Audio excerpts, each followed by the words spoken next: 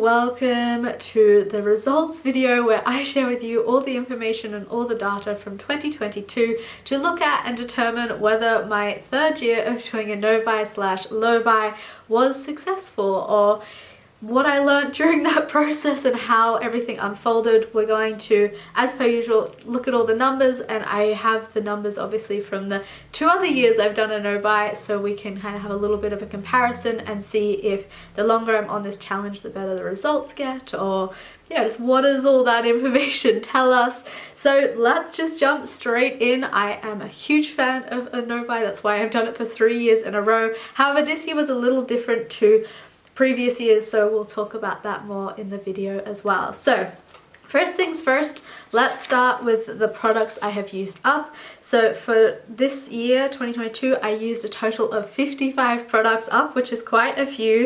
In 2021, I'd used 62, and in 2020, I had used 40. I think this year was like somewhere in between, which makes sense because last year I discovered project panning and was like really actively trying to pan things and get the most usage and value out of what I already had, and I was also using up some hand-me-down products that a friend had given me. And this year it's like only 7 less. At the beginning of the year I was also doing quite a bit of project panning, but that faded off as the year went on for different reasons. But I do think project panning is so much fun. It's a great like companion project to a no-buy because it does really get you to cultivate some gratitude and appreciation from what you already have, and also to get your money's worth and get the value of the item. So yeah, I really enjoyed that. The next area was toiletries, how many toiletries I brought into my life. So this year it was 37 toiletries, the year before was 43, and the year before that was 21.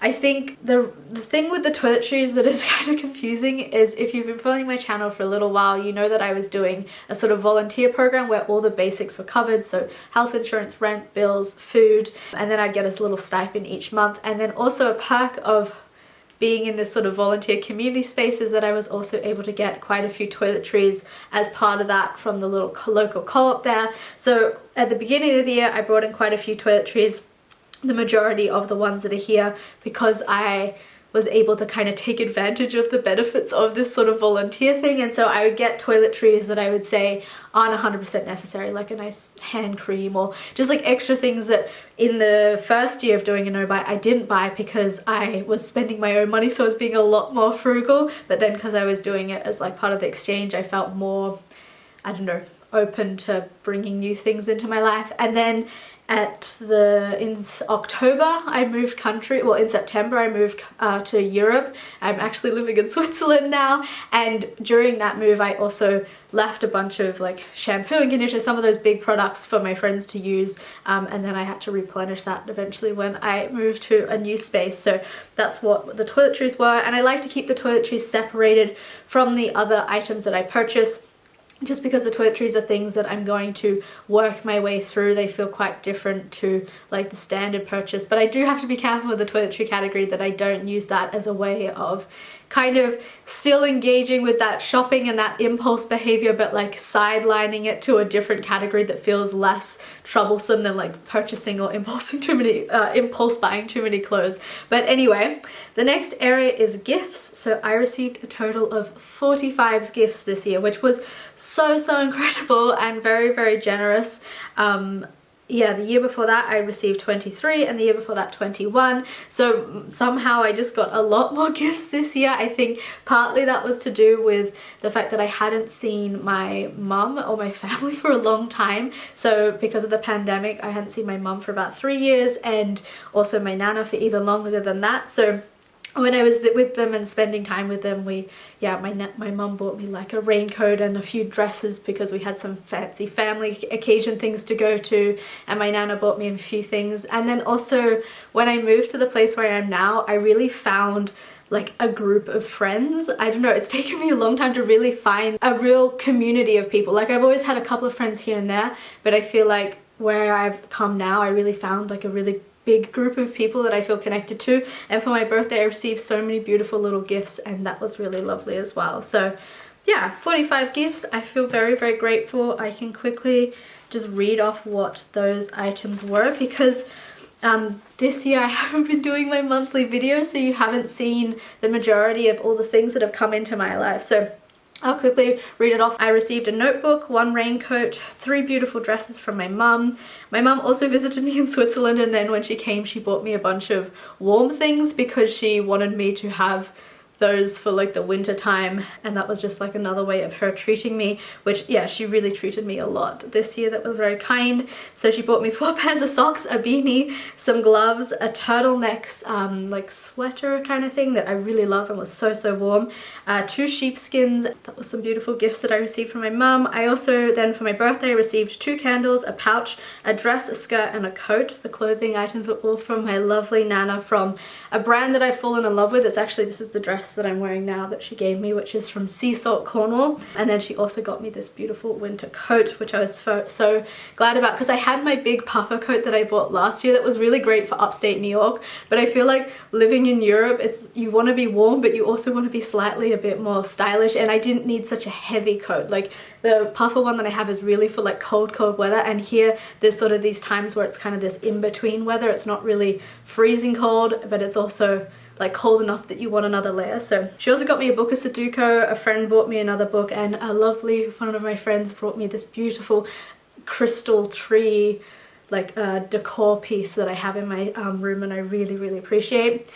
Then in Christmas I received some random little gifts from people. I received some star paper to like make, yeah, some craft things, a pair of socks, body wash, a candle. Then my Nana for Christmas sent me 11 pairs of tights. As per usual, if you've been following me for a while, you know that this is the key feature of my Nana's gift giving, is often giving me tights and underwear. So I got 11 tights, 1 pack of underwear, and then she also sent me 4 turtleneck sweaters because my mum bought me one. I fell in love with it. I was like, this keeps me so warm. I feel so good in that. So I ended up buying one for myself at some point. And then I'm in Switzerland, so everything's so expensive. So I was telling my Nana about it, and then she was really lovely and sent me 4 beautiful merino wool turtleneck sweaters to keep me warm during the winter. So I was so grateful for that. So, and then I also received 1 pack of like cards from my housemate that have these beautiful gestures on them, which is a part of this art movement form that I think is really interesting called Eurythmy. So that was really great as well. So those are all the lovely gifts I received.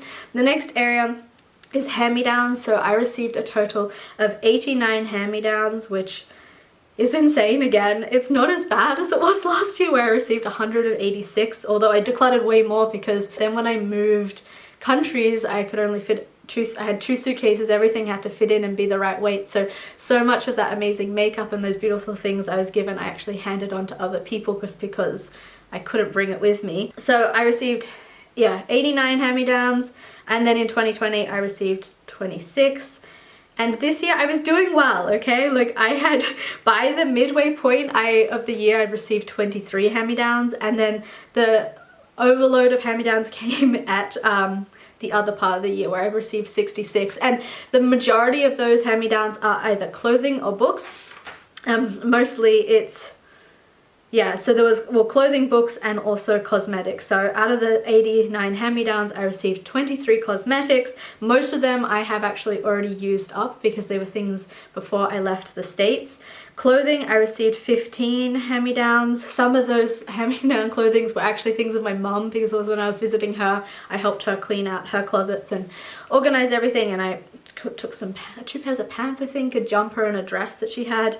I also received a darning mushroom, that was at the beginning of the year, and then I received 36 books because I'm in a English study program, but it's in Switzerland, and then it's hard to find English books, but someone donated all these books to the students, and I went through and just found the ones that I thought I might be able to read or has some relevance to the things that I'm interested in studying. And then I also received 14 booklets. So some things were just like little booklets that were like 1 lecture, and then some things were, yeah, like proper books. But I need to go through and actually organize those and decide which ones I genuinely will keep and which ones I can pass on to my other classmates and see if they want them instead. So yeah, that's where the majority of the hand-me-downs came, which is the month of November. I took 50 books, well, 36 booklets technically, and, oh no, 36 books and 14 booklets.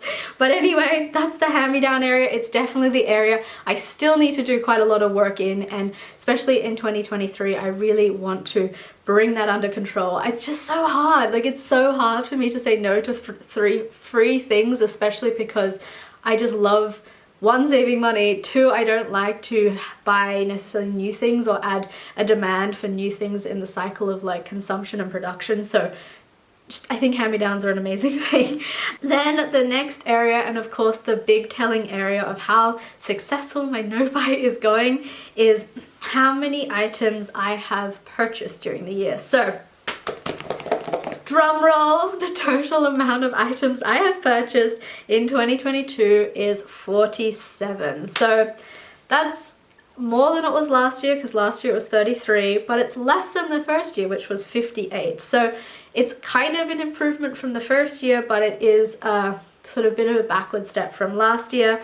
And I thought I was doing pretty well. By the halfway point with my 6-month check-in video, I had purchased 14, and I was like, yeah, I'm on track. I'm on track to either getting the same result as 2021 or even being able to reduce it. However, then I moved to Switzerland, and I think when it comes to moving countries, yeah, it's often the temptation to want to buy a lot of things. I tried to be somewhat restrained and just buy a few things, or the things I felt like I needed, but that added for more things that I needed to purchase, like a laundry basket and hangers, just in some of those practical things. And then also you like to get things just to kind of settle yourself into the space and make it feel more like your home in some way. So that's what those items were, because halfway point I had purchased 14, and then the other half of the year I purchased 33. So that's where the bigger numbers came. So I guess let's talk about all the things that I bought. What I love to do when I get to the end of the year is I do like to go through and kind of categorize the purchases into what I feel like were essential purchases, what were purchases that I made that were more just about bringing me joy and like little special purchases that I make, and then what were definitely just like impulses, not really being conscious of the thing I was purchasing, not really even thinking about it too much, just kind of throwing caution to the wind and buying the thing. So I have purchased 19 items that I would deem essential. So I'm gonna just like read what those are and let you know. So I have a notebook that was for journaling at one point, a handbag that I purchased that I felt like I really wanted to have something small to carry around my purse, and a water bottle and things like that. I got a hat for sun protection because I didn't have one. I got a notepad that I used for drawing and for making cards for other people for Christmas and birthdays. I got an internet adapter cable so I could use the internet through the Ethernet cable in my room. An adapter from like English plugs and American plugs and Australian plugs to Swiss plugs, so it's just one adapter that does everything. One like body scrubby thing for in the shower, a pack of hangers, an art folder for school, one fitted sheet, a laundry basket, and then another notebook for school because then I wanted to start learning German because I want to do a German studies course at some point. A turtleneck sweater because, like I said before, the one that my mum got me, I wanted another one. Then I also got some cotton, which I actually have here to fix a lot of the clothing items I already have. And then I just dropped it. I got this, which is a little bit of grey wool yarn so that I can darn my sweater that started to fall apart. Oh, it's not fall apart, but it has a few holes. And then a hot water bottle to keep me warm, music notebook because it has like music lines, and then also a plain notebook, which these are essential purchases for a study that I wanted to do, and I thought I would start in February. I've actually decided to postpone that until September, so they are essential for school at some point, but I definitely bought them sooner than I really needed to. And then I also got a pair of these sort of slipper shoes to do a movement course that is part of the program that I'm doing now, so I felt like that was essential for school. So those were my essential items. And then I have 9 Joybringer purchases, which are just like really beautiful things or really nice things that I've added to my space to really make it feel more my own and at home and just like a little bit sacred and a little bit special. So I purchased some tarot cards. I also purchased this little tin where I like to keep all my sewing supplies, but it's just beautiful and cute and I really like it. I also got a book that I've really been enjoying reading, and it was this book that I found at a market in Switzerland where there was honestly no English books except for this one and a few others, and I got this one and I've really been enjoying it. I also picked up this beautiful picture that I got when I went to the Louvre in Paris. I just found this piece by Leonardo da Vinci when I was there, and I just thought it was so incredible. And it's quite famous as well, but I spent like a solid 40 minutes just like staring at that painting and watching everyone walk past. It was so nice. And then I also got this amazing little statue as well when I was in France. That is, yeah, I just love the gesture in it. I think it's really, really beautiful. I love having it in my space. And when I saw it, I was like, I'd love to have this in my like child's room one day. I think it's just so, so beautiful. And what else do we have? I also got a candle, and then like a candle burner, this thing here, which is like, you put the candle at the bottom and then at the top you put water and essential oils, and then it kind of disperses it through the room. I got this at like a little fair thing for like $2 or 2 franc. That was nice as well. And then I also got a little bottle of essential oil in the flavor lime. So this is just to kind of go with the candle fuser. I also have lavender, another one already, but those are the things I got. And I also got a candle. I think I said that. So those are the things that were the joy bringers. And then I have like 19 impulse purchases. So I don't know. There are most of those things, I think, out of the impulse purchases are like clothing items. And what was interesting for me as well is that like this year I purchased 47, which was 14 more items than what I'd purchased this year. And then when I went through, I also like to go through and look at what other items I regret. And I regret exactly 14 items that I purchased this year. And I just thought that was funny because it's like the same increase as what was done from the year before. And then out of the 14 items I regret purchasing, 7 of them were clothes items, 5 of them were stationery, and 1 was a pair of shoes and 1 was a bag. So maybe we'll quickly talk about my allowances. Out of the allowances, I gave myself 3 this year. I had clothing, which I gave myself 3, and I definitely broke that because I purchased 12 items of clothing. However, I left 5/decluttered 5 of them when I was moving from the States. Makeup, I gave myself an allowance of 3. However, I didn't purchase any makeup this year, which, yeah, I think just because I was moving and I'm still working through what I already have, I might need to like replenish something in the coming year, but we'll see.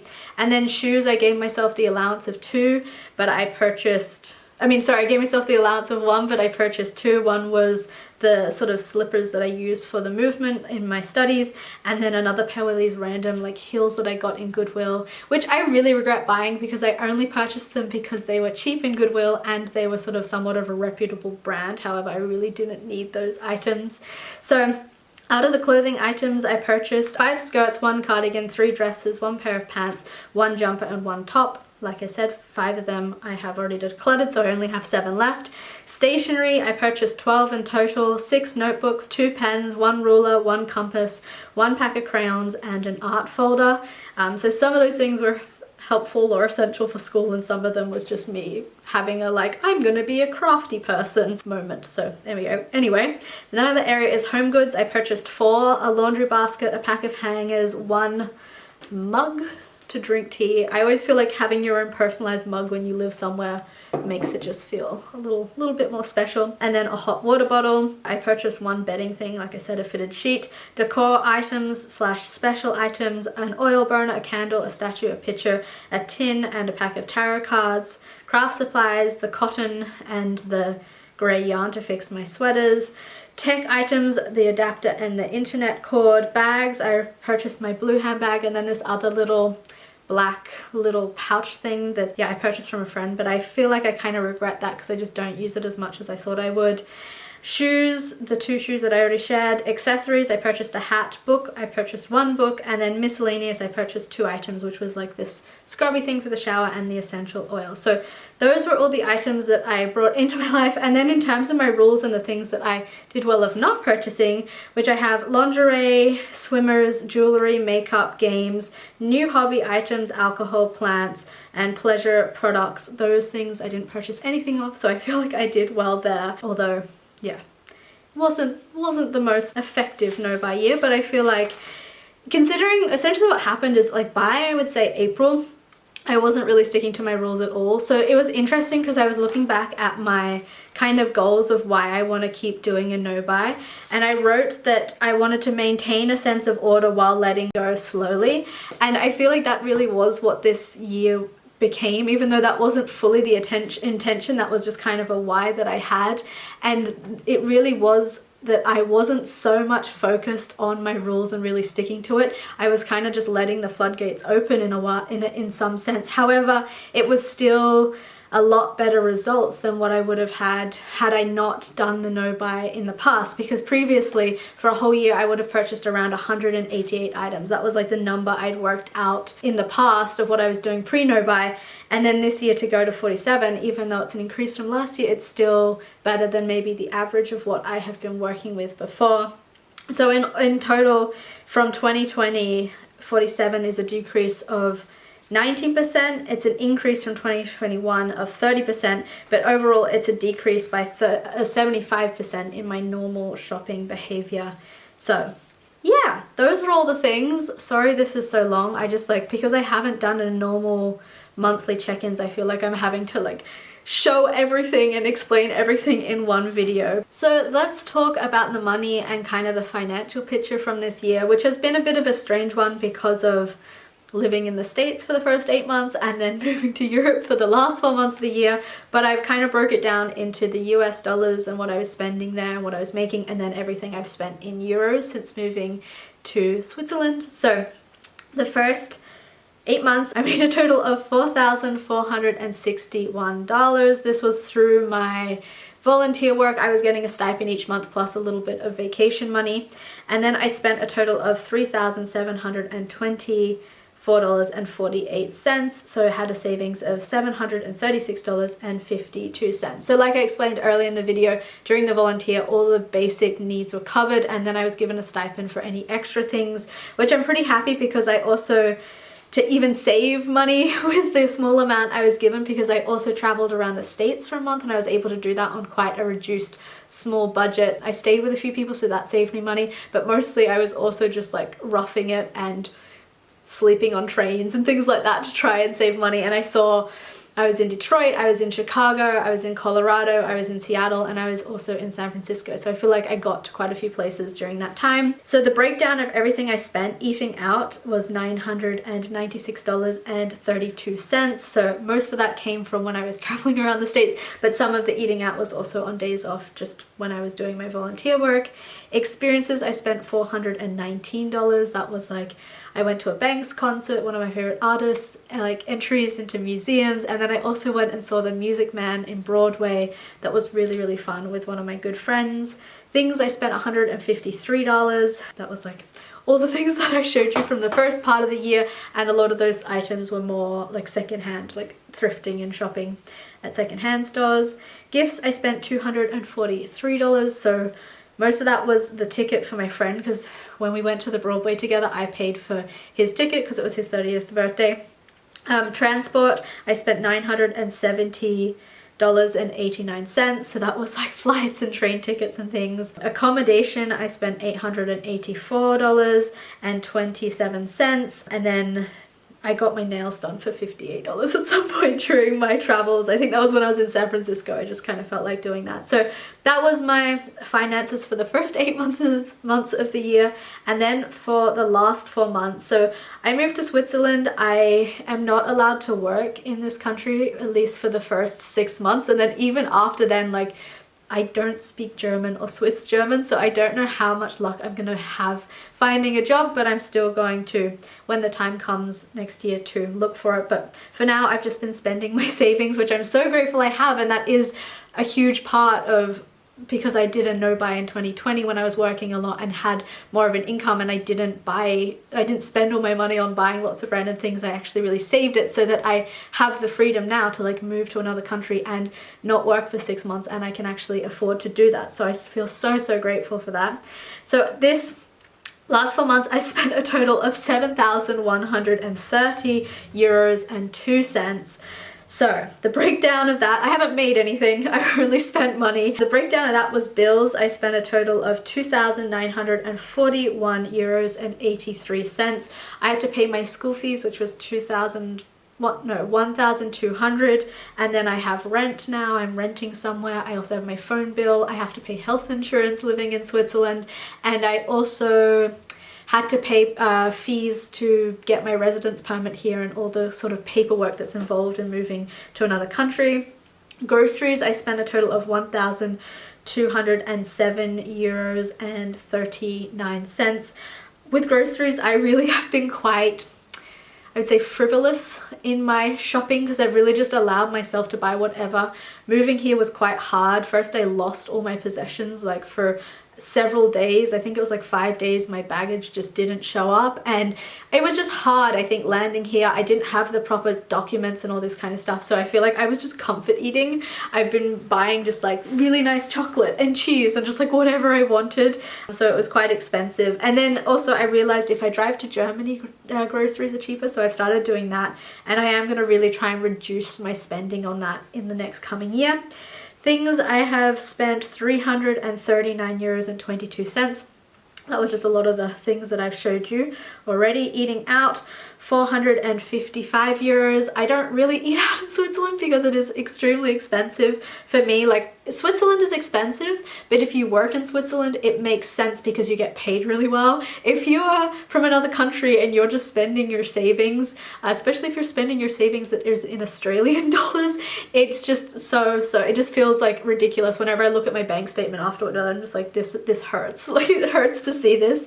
But the 455 euros was, I went to France for a week with my class for a trip, and then most of my eating out was then. I've been to some like Christmas markets and things where I've purchased things, but I have not sat down in a restaurant since moving to Switzerland, and I don't think I will because it's so expensive. Gifts, I spent 436 euros and 15 cents. My friend in America, I gave him some money towards his bike. I have a godson now who I absolutely love, and I like to try and find beautiful little things for him. And then I've also really been sending quite a few postcards to people back home in the States. Well, that's not home. I guess it is kind of home. I don't know. Home is Australia. I don't know where my home is. I've moved too many times, but just sending postcards to people I've felt is a really nice thing to do. And then experiences, I spent 371 euros on experiences. I live near this beautiful place where there's often lots of conferences and also concerts, so I've been going to a few conferences and classical concerts, and that's been nice to spend my money on that. And then also that was like when I was in France, I went to the Louvre, so I went in twice because I love the Louvre so much, and so just like museum entry and a few things like that. Transport, I've spent 436 euros and 29 cents. That was like my train tickets to and from the local city near where I live. I live near Basel, and then also trains to France and back. Accommodation, I spent 550 euros and 64 cents. That was different like hostels I stayed in, and also I got an Airbnb in Paris for a couple of nights. Toiletries, I spent 145 euros and 50 cents. So I kind of, like the groceries, have been a little bit bougie. I got some nice Dr. Hauschka things when I went to Germany to replace like my cleanser and moisturizer. And yeah, I've just kind of, I also got some shampoo, some nice shampoo and conditioner when I moved here as well. And then miscellaneous, I have 260 euros. I think 100 of that was for a suitcase. I had to pay for an extra suitcase. There was some other like random expenses. I can't really think what they are now. Oh, and I got my nails done again when I went to Paris. So that is my financial situation with my no-buy year for 2022. And yeah, like I said, this year has kind of been a bit strange because I haven't really stuck to my rules too strictly. I've definitely had quite a few impulse purchases, which is interesting because out of the impulse purchases I can see now that 14 I regret. So I feel like there is quite a lot of learning that's coming out of this year now at this point, because I'm reflecting back on it. I feel like in the time I just didn't have the energy to sit down each month and really pay attention to what I was doing. It's only now while I'm wrapping up the whole year that I'm able to reflect back and be like, oh wow, like these are the areas I need to work on more for the future, and these are still the goals I have, and this is what I want to improve. So anyway, that is all the information for my no-buy year, my third year of doing this challenge, and I'm so excited to work on some rules and look at how am I going to make my savings last me as long as possible until I can find a job while living in a country where I can't speak the language. So that's going to be an interesting ride that you can come along for. So anyway, thank you so much for watching this video, and I will see you next time. Bye!